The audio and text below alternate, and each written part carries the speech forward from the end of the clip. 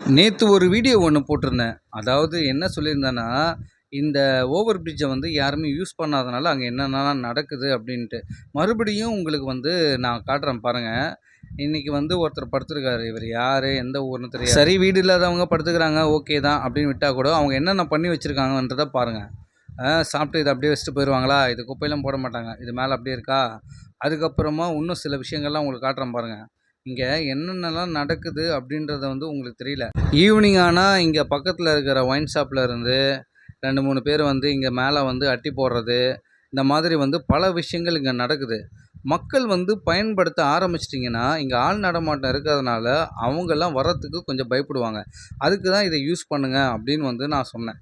புரியுதுங்களா? சில பேர் கேட்குறீங்க, கவர்மெண்ட் தான் இதெல்லாம் பண்ணணும், கார்ப்பரேஷன்லாம் அதெல்லாம் கிளீன் பண்ணணும். அவங்கள குறை சொல்லாம மக்கள வந்து குறை சொல்றீங்களே, என்னங்க ப்ரோ நீங்க இப்படி பேசுறீங்க? அப்படின்னு சொல்லி கேட்டீங்க. கரெக்ட் தான்.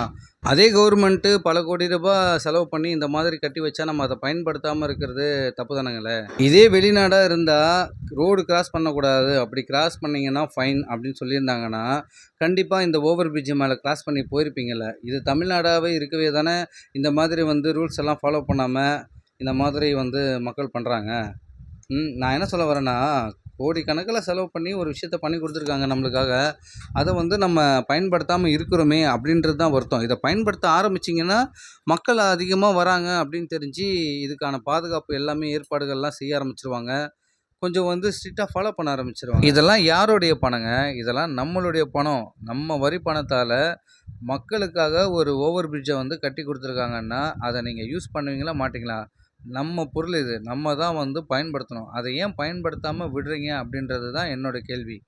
புரியுதுங்களா? யூஸ் பண்ணுங்க. யூஸ் பண்ணாம இருந்தா அது வந்து பாழா தான் போகும். இன்னும் ஒரு சில பேர் என்ன கேட்டிருக்கீங்கன்னா, ஹார்ட் பேஷண்ட்டு, வயசானவங்க இவங்கலாம் எப்படி வந்து கிராஸ் பண்ணி மேல போவாங்க? அந்த பக்கம் எப்படி கிராஸ் பண்ணி போவாங்க? அப்படின்னு கேட்டிருக்கீங்கல்ல, அவங்களுக்கு தான் இங்க பாருங்க. நான் காட்டுறேன் பாருங்க. இது வந்து புதிய எஸ்கலேட்டர் வந்திருக்கு.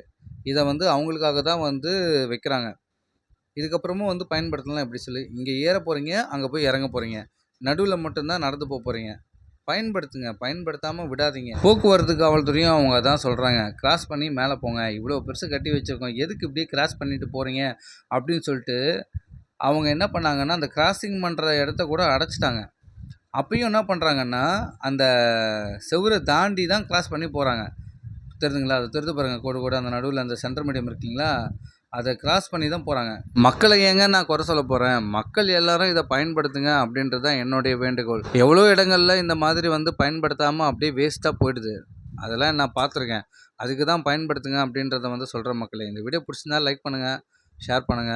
Thank you.